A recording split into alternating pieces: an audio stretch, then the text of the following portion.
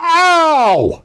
Not that one. I'm Bennett Zimmerman, and both on my father and my mother's side, we're Jewish carpenters. Welcome to the show.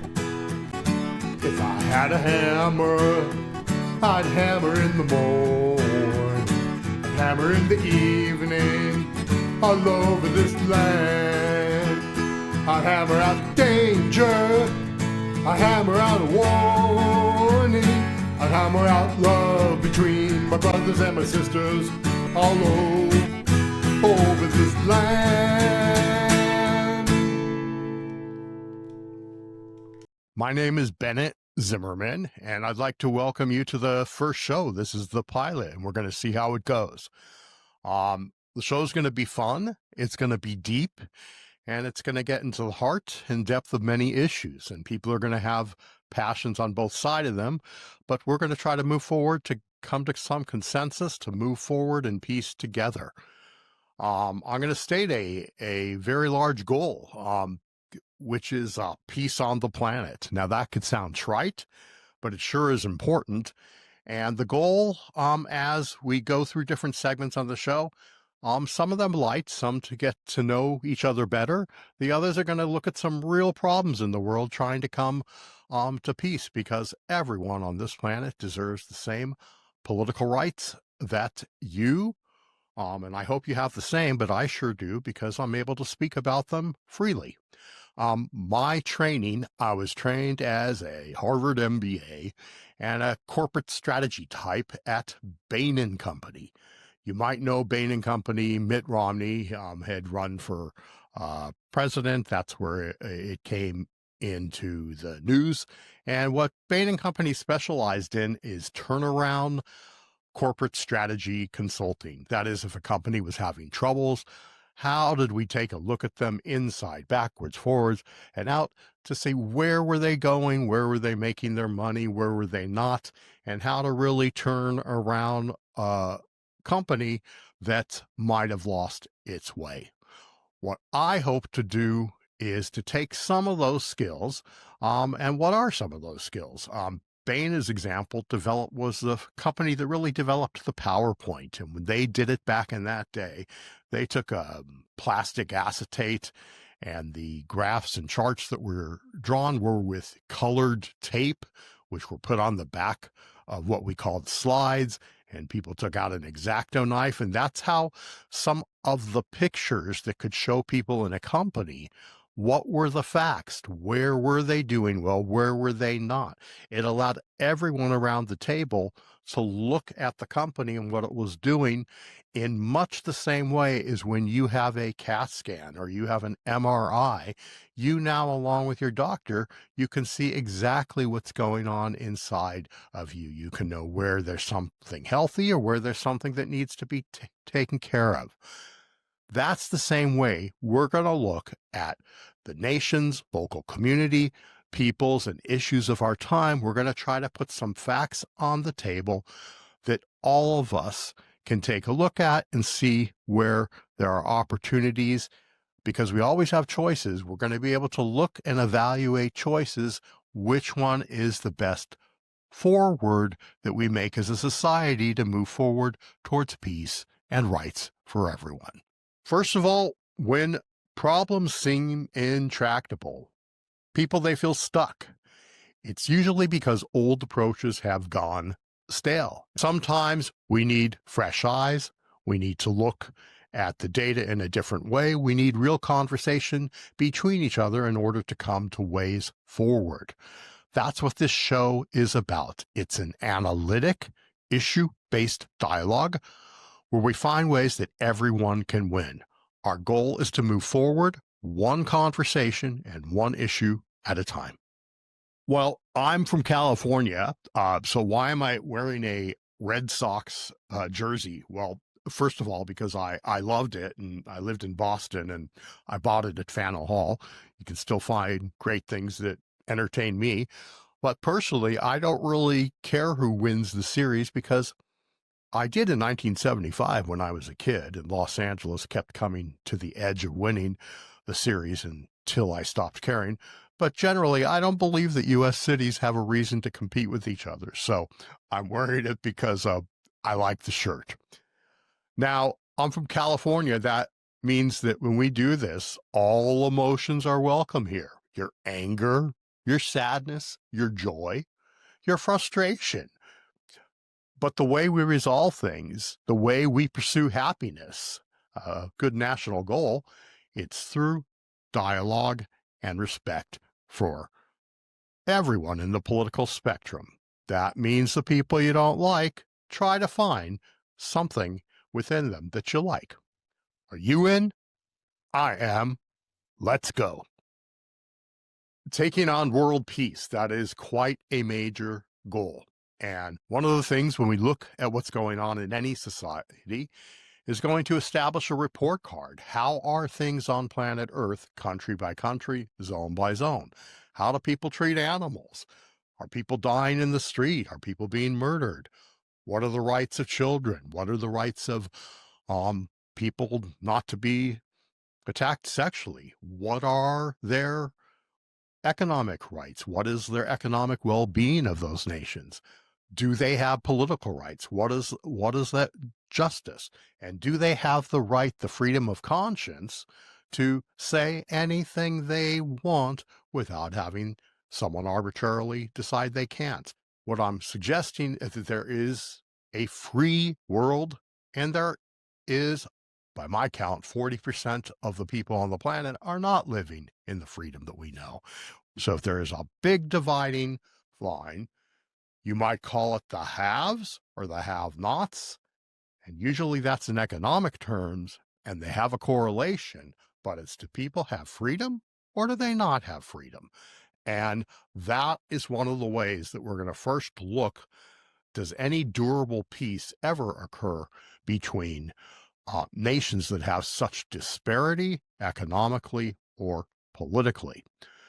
One of the major segments that we're going to be dealing with, not today, but during the program, is on Israel. It's a place I know well. I've been there over 40 times.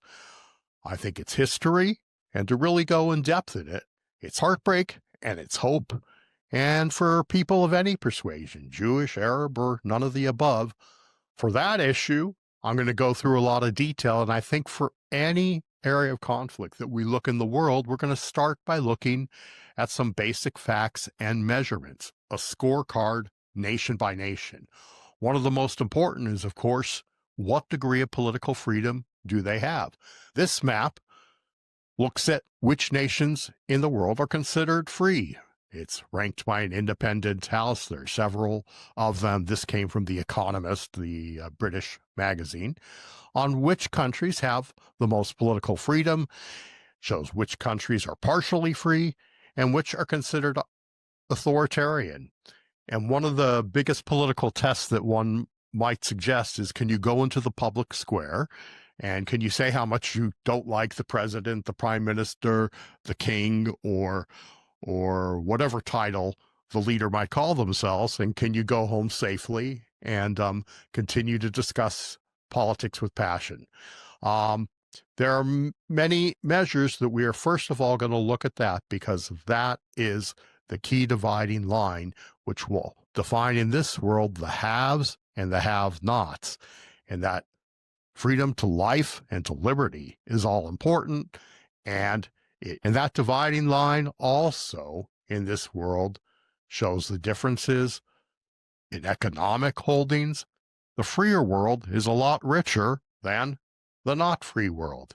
And that's part of the huge gaps we have between nations leading to conflict. So we're going to look at what is going on in each nation, each side of a conflict, to better understand it with facts, so it helps us to gain insight towards solutions. Now, I'd like to say something on Donald Trump's negotiation of peace. And as a deal, it's stunning to see Israel and all the Arab nations, so many Muslim nations around the earth, and it offers, we hope, great hope, a potential end to the conflict. And the world asks, is it the dawn of a new peace or just another temporary calm?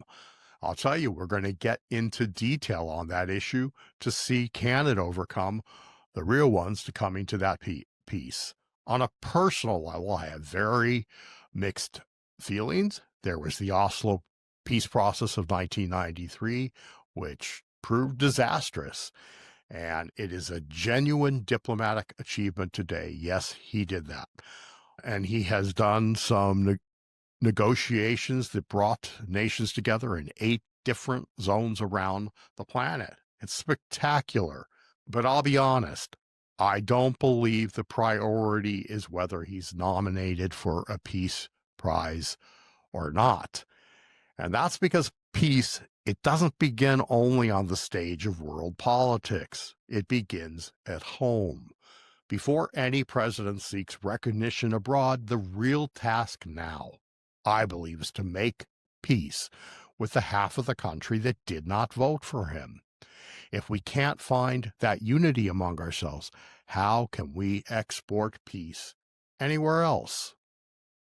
The first issue where I think we can begin to resolve and move forward is one where there's a great national consensus that actually exists a viewpoint on it. And it's a very sensitive topic. It's abortion. And this is not a discussion of pro-abortion or anti-abortion or what the personal decision of any woman making it. First of all, I'm a man. I don't think I could ever have the true understanding of that decision. And I respect people's views on the subject from either way. But this issue is not a Republican or Democratic issue.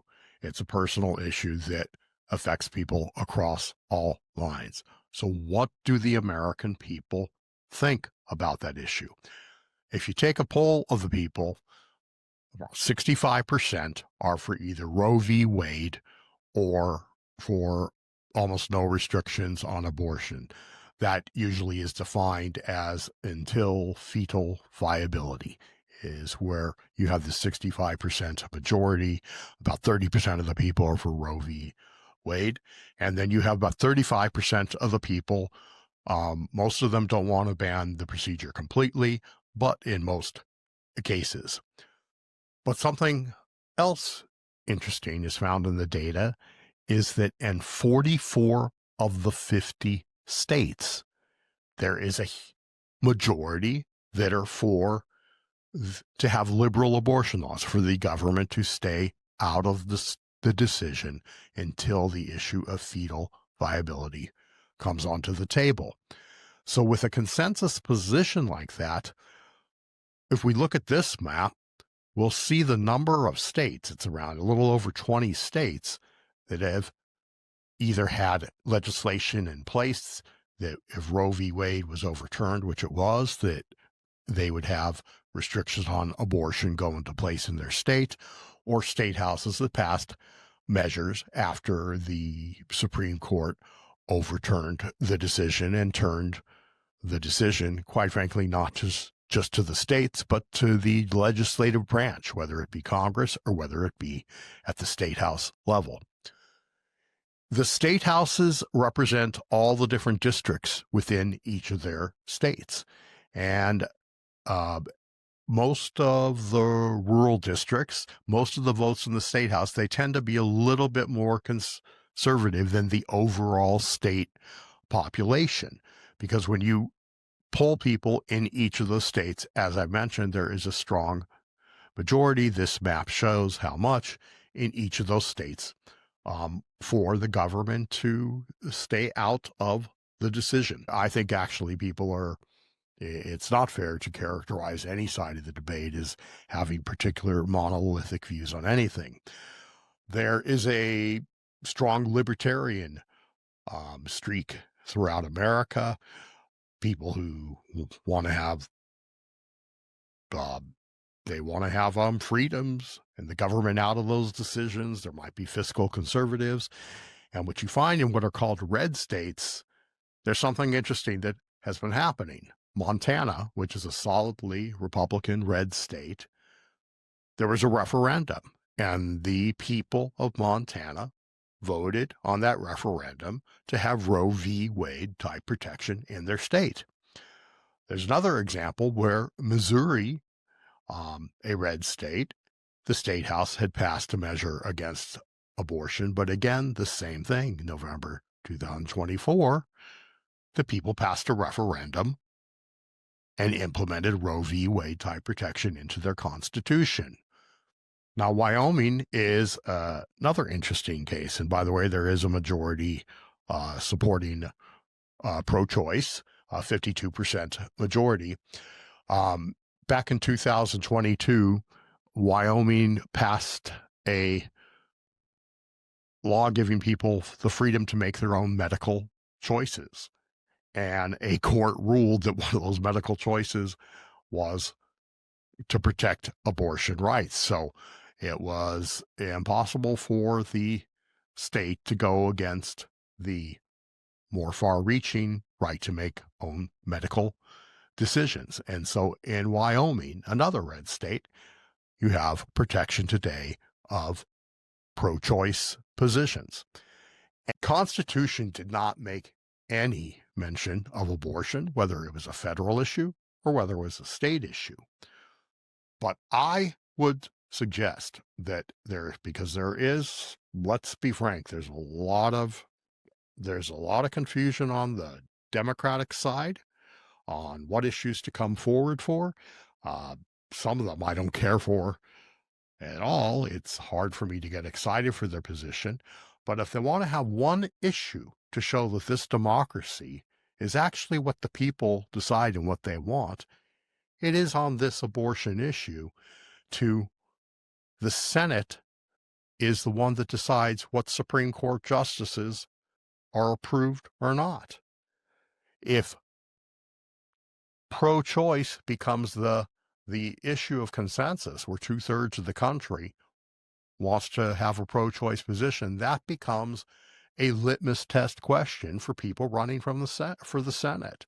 Do you support protecting that right until the issue of fetal viability, where states might have different laws? Yes or no, Senator?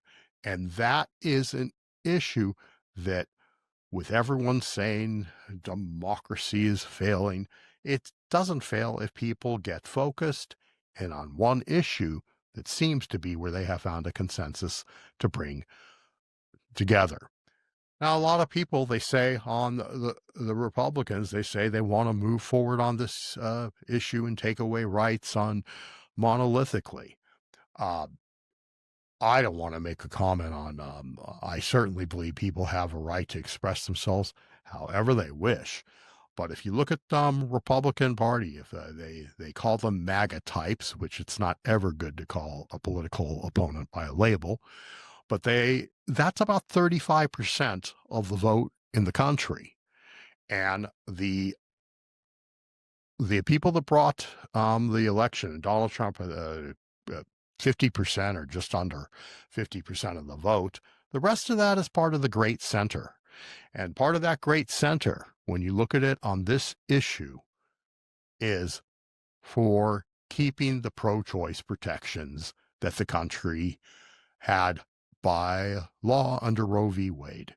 And I'm going to take a step back now, because I think this is an issue where people, based on whatever your position is in the debate, and if you don't agree with the pro-choice opinion, let's hear your views. But I think if you look at the math, that is an issue that whether people are in either of the major parties or independents, where you're going to find a consensus position. And if they push forward and focus on that one issue instead of the many issues as people try to figure out what will be the issues for the 2026 midterms, this is an issue which I believe the consensus majority for pro-choice can win, and it can move policy in this democracy. It's not important to me whether you're a Republican or a Democrat, and whether that sometimes upsets people during the discussions we have. I will declare my stripes right here. I I was raised in a home of Democrats. I guess we were called Kennedy Democrats, Ted Kennedy Democrats, that type. Worked in the civil rights movement. And when I was 9 years old, I volunteered for the George McGovern campaign. The college kids asked me what I was doing. I said anything to put Nixon down, man. And that was my 9-year-old speech. I also remember there was something about the political discourse we had in the family. Joe, my mom's uncle Joe, we just called him Joe. I learned everything about American politics for him. And once after President Nixon resigned, when it looked like they were about to impeach him, I, as an 11-year-old, they said that President Nixon had developed phlebitis. It's a life-threatening condition. And I said something, oh, well, good. And Joe couldn't have stopped me quicker. He said, Bennett, we never wish ill upon any of our political opponents. We debate with them. And so to keep that respect is very important in this debate. If in the last discussion on abortion, if that seems to be unfair to Republican voices, I want to declare that where I have my views have changed to over the years.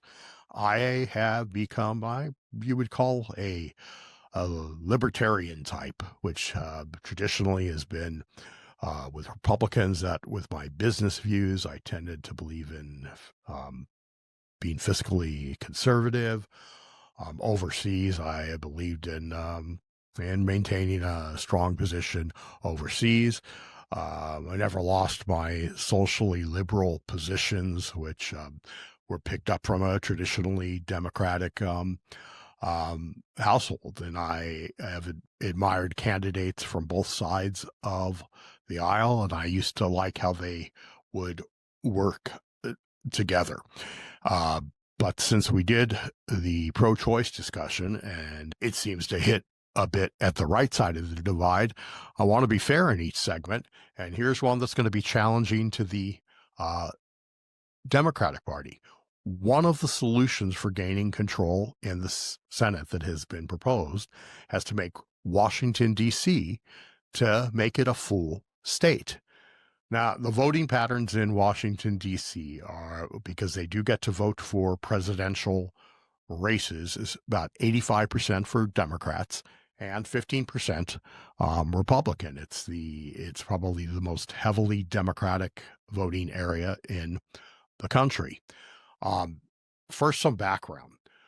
The District of Columbia, which contains the federal capital, was set up in the U.S. Constitution, and it was to be a one zone where a highly decentralized House of Representatives, people elected from districts far and wide throughout the nation, would be able to elect those representatives without interference from a national government or those factions or parties in the capital, and were to make independent decisions from far and wide.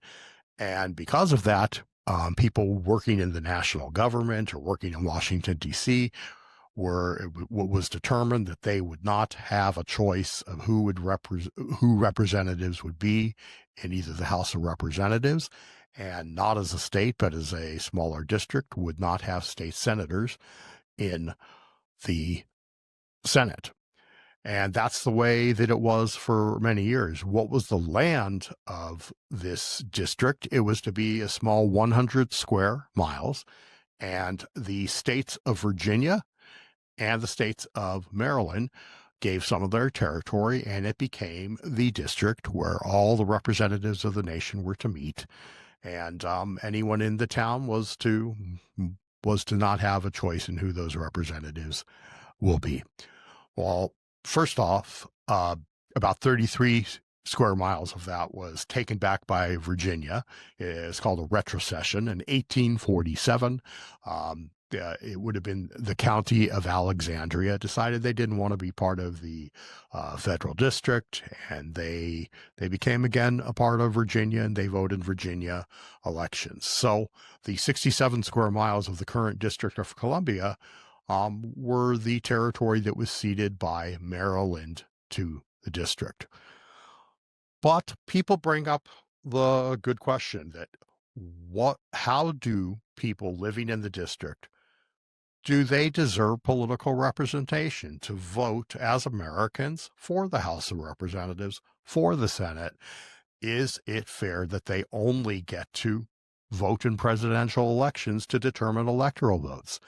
And that decision to even give them those base political rights was from an amendment that was made to the Constitution in 1961.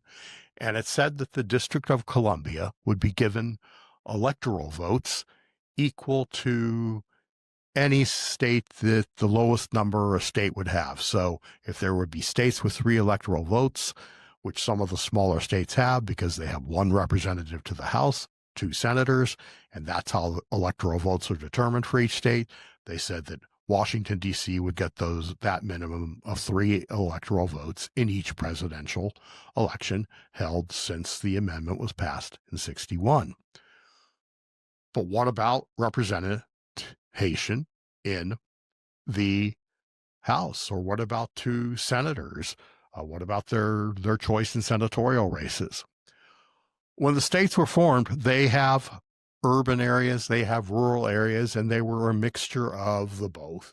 And they were seen as places where you wouldn't have overwhelming majorities one way or another.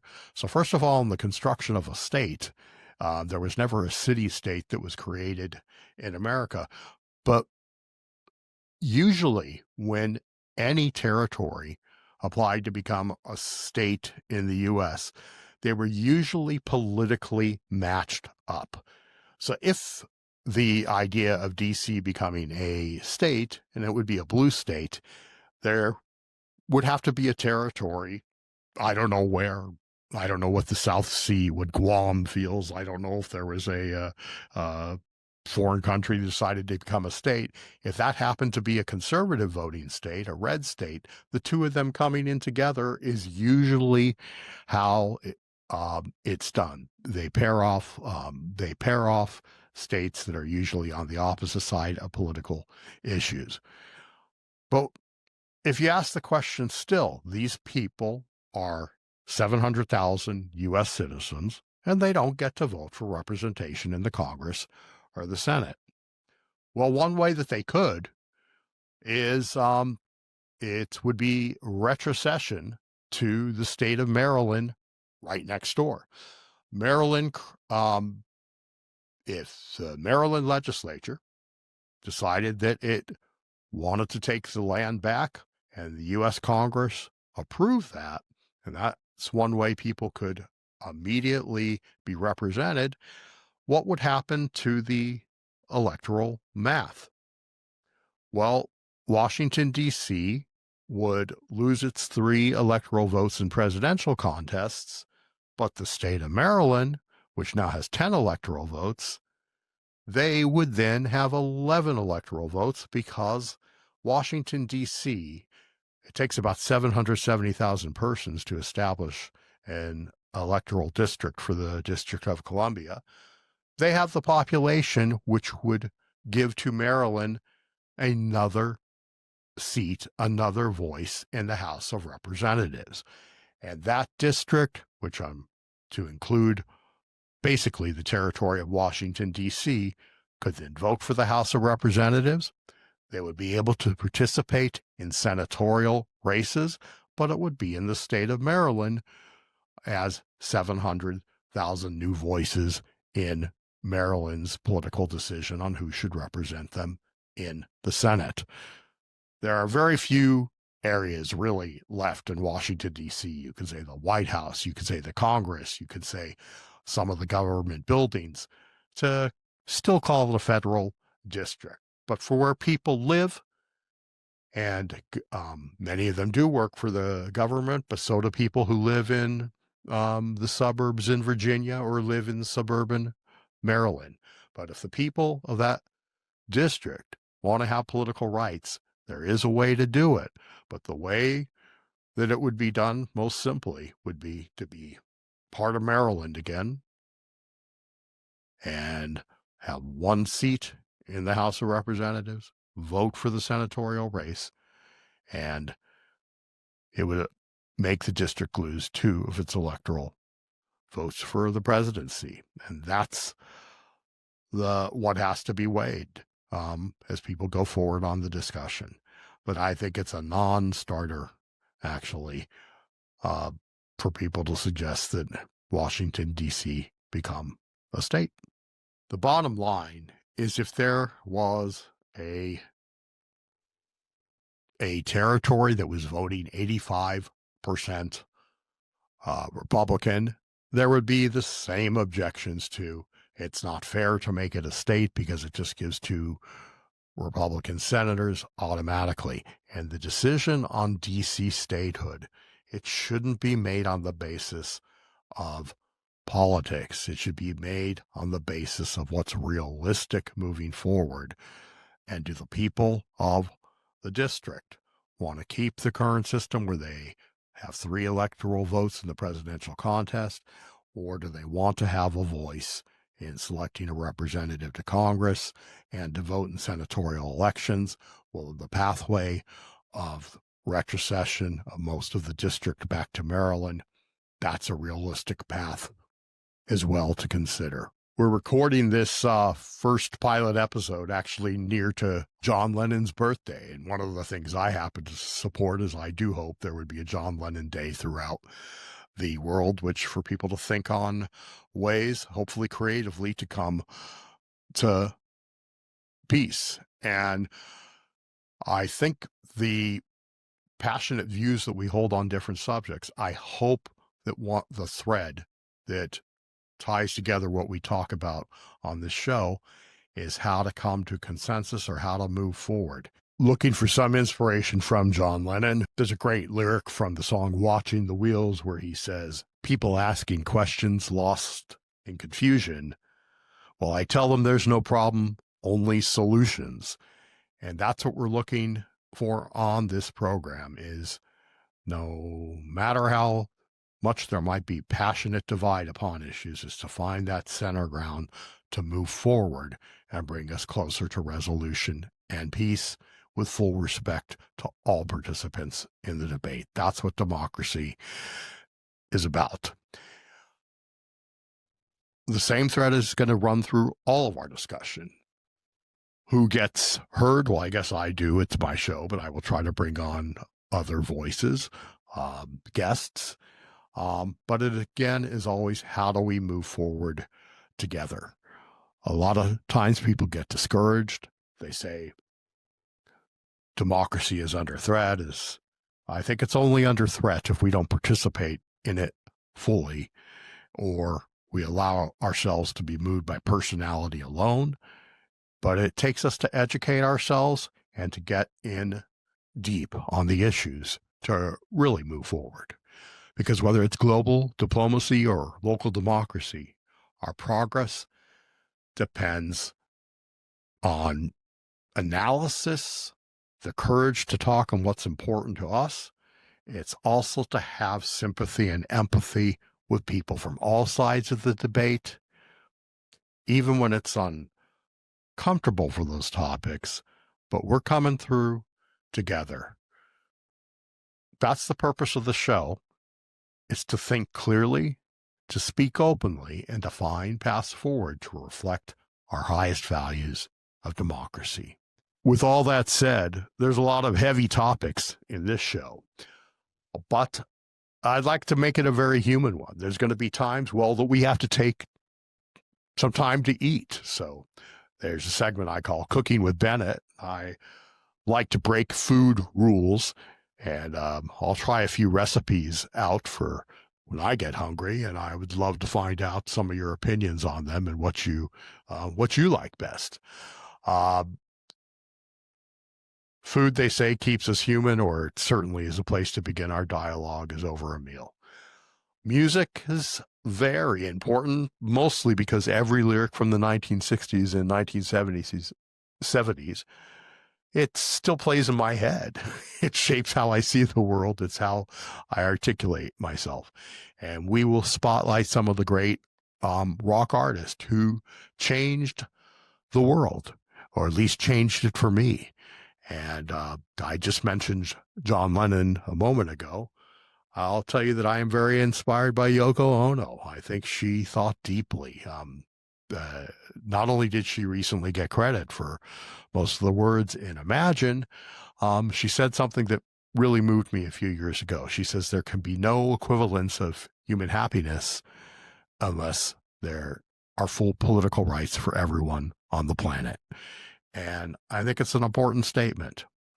After we develop our first few shows and first few segments, they fit into a grid. It's actually a mosaic. You'll see some story and some themes start to take place. It's to look across different nations, different trouble spots in the world, to first do a report card, how they're doing in each of those areas, and then to see how some of them might be solved. I have wanted to put together a world basis, one looking at an American perspective, one looking at some foreign nations or trouble spots.